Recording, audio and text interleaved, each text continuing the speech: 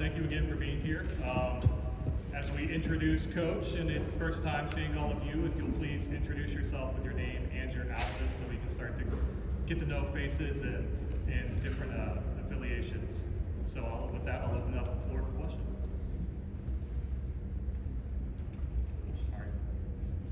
Yeah, Mark, obviously, Aria Gerson with the Tennessean here. Obviously, this program has had several players that have already entered the transfer portal. Have you spoken with those players, and what is your priority when it comes to retaining current players versus looking to bring in transfers of your own? Yeah, with transferring in college basketball right now, it's normal when the season's over, and especially in coaching changes. But all the ones who have put their name in the transfer portal, I've communicated with them, and some of them are open to coming back. And what I got to do in the next couple of days is convince them it's the best place for them.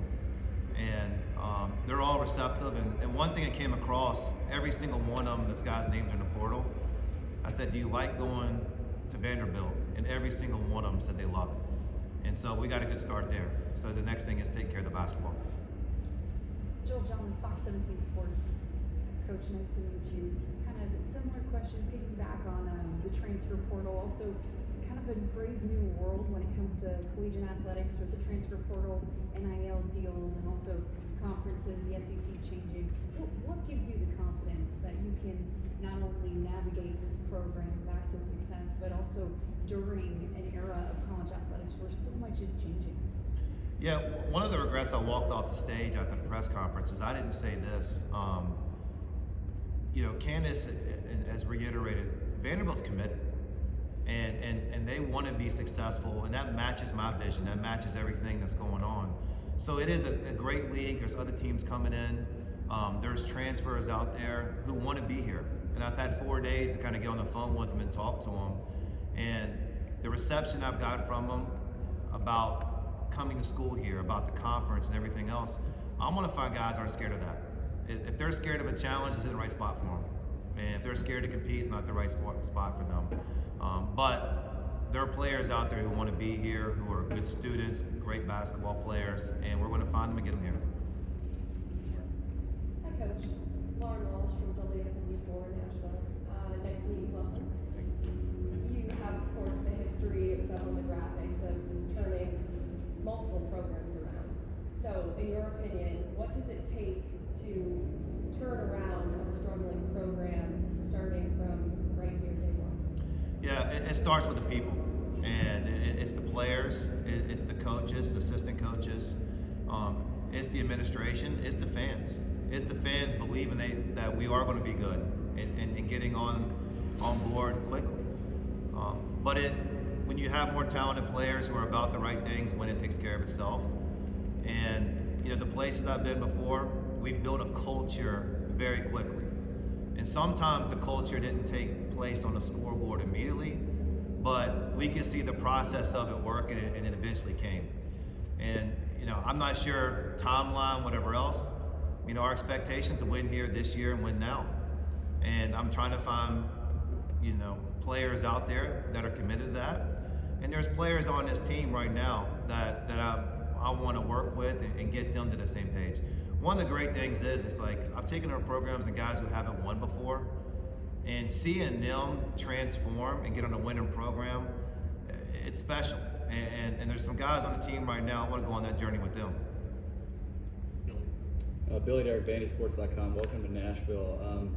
Vanderbilt has a rich history of former players that would love and are eager to be a part of the program. What is your plan to incorporate them and to use them to your advantage at Vanderbilt?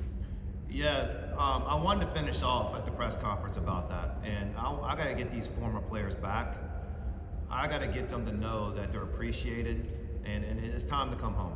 It's time to come here. They picked Vanderbilt to play basketball here for a reason, and I know the place is special to them.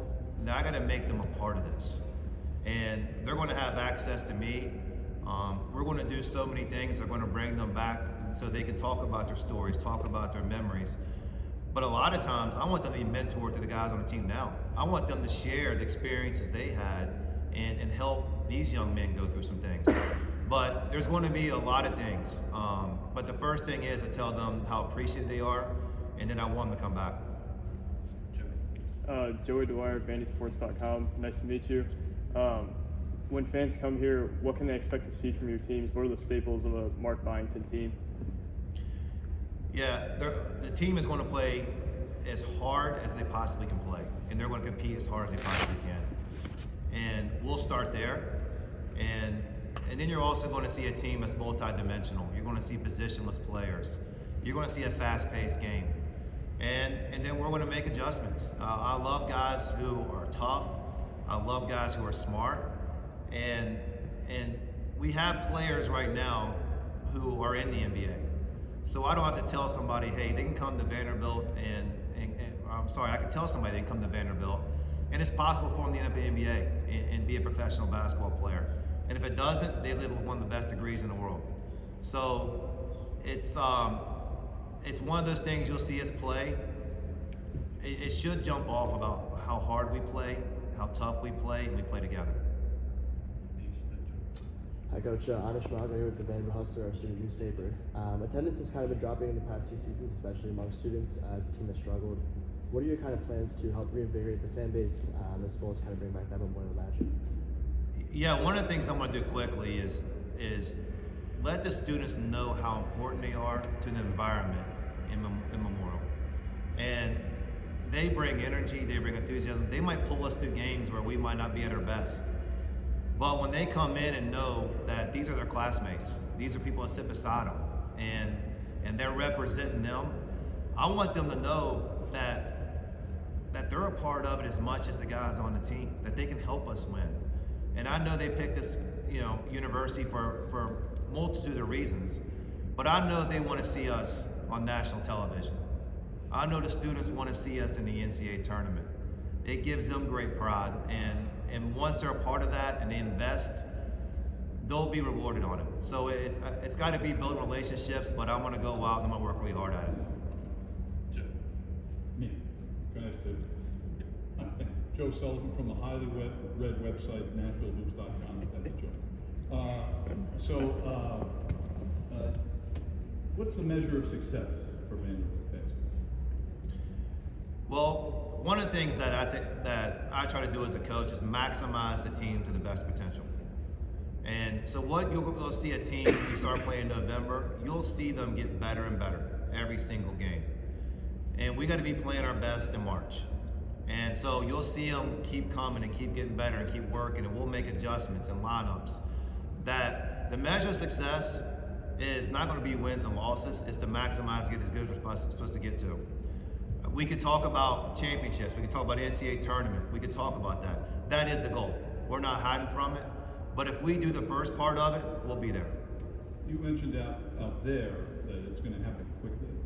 Could you define quickly? We're working on it today. I mean, I'm leaving this, I'm making calls to recruits, we're working guys out tomorrow, and there's no reason saying, all right, we gotta wait. One of the things right now, that with the transfer portal, it's a good and bad thing.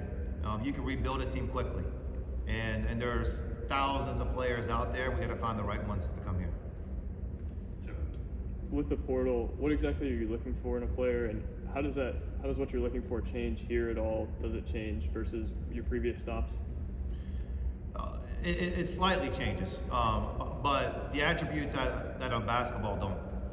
I want them to fit Vanderbilt, and I think it opens up a whole new student athlete that this is attractive for. I mean, when you're a top-notch educational institution, and when you're in the highest level of basketball in the SEC conference, it opens up to players want that, and families want that. So that part of it, I will make sure that we're going to find people that fit. But then on the basketball court, there's certain things I'll look for. Of course I need athleticism to play in the SEC. But we're going to find players that are tough, and we're going to find players that have a great intellect and feel for the game, that they can know the game, they can adjust. And when we have that, they'll be able to play together, share the ball, and it makes a beautiful basketball when it works out. Mark, what do you see as the biggest adjustment for you when it comes to going from the Sun Belt to the SEC? Well, obviously you need the talent level has to come up. The way I coach and the way I do things, I think would fit in any conference, any place. I take pride in myself of being able to evolve and adapt, throughout the game, throughout the season. But to be able to be at the top of this league, you're going to have talented players. And so it starts with recruiting some of the best players in the country. And, I think there's other coaches said this, I'm not the first one. I'm not good enough to coach bad players. All right, so we got to make sure that we have really good players.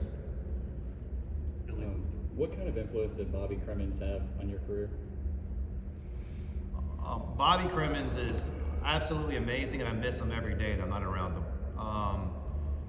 One thing Coach Cremins did for me is he gave me so many responsibilities as assistant coach, and he let me make mistakes. And he would just guide me, and he was coaching me along with he was coaching the team. And he kept developing me year after year after year, and we built such a trust level, and he kept grooming me to be a head coach. And he would say it all the time, and he would say, look, I'm doing this for you to be a head coach. And I took his message, I cherished relationship, his knowledge, everything I learned from him. And I can't wait to see him at Memorial. He'll be here, and I just saw him last week, and I still value his advice, our relationship. He's a special person to me. Mark, George Plaster from the George Plaster Show. Gee, really creative. Are any JMU players coming here, or for you is that off limits? Right now we're evaluating the roster here, and then also evaluating every transfer. And I wouldn't be surprised if there are. I had some talented players at JMU, and they got plenty of options. And if some of them are transferring and we're the best fit for them, then they'll be here. But we're looking at a lot right now, and I gotta get my staff in place, and hopefully I have that done within a week or two completely. And then we're chasing them everywhere, getting them here. I spent a couple minutes when I was riding in town here, and I thought about when a recruit comes here and he sees this campus and he sees the new practice facility and he sees the city, they're going to commit. So I got to get them on campus, I got to get them here, and a lot of things will start happening. Anything for Candace? Oh, well, no, I had one more for the coach. Sorry, it's nothing personal. So how are you evaluating last year, the Vanderbilt players that are still here? How do you go about that? It's a lot of different things. So I've spent 2 nights already watching game film of each individual, and one thing that I told them, I believe is honest truth, a lot of players that did not do something on this current team could be better in my system. And that's not everyone, but we are going to play different, and maybe they're a better fit and style for what we're going to do. So I'm not completely taking into fact of what their past performance are. I got to get to know them, and that's what I'm doing. What makes them tick, what motivates them, what their dreams are. And so I'll evaluate all those different things, and that really is my main priority right now is roster management, and then also the roster that the new guys are going to come in.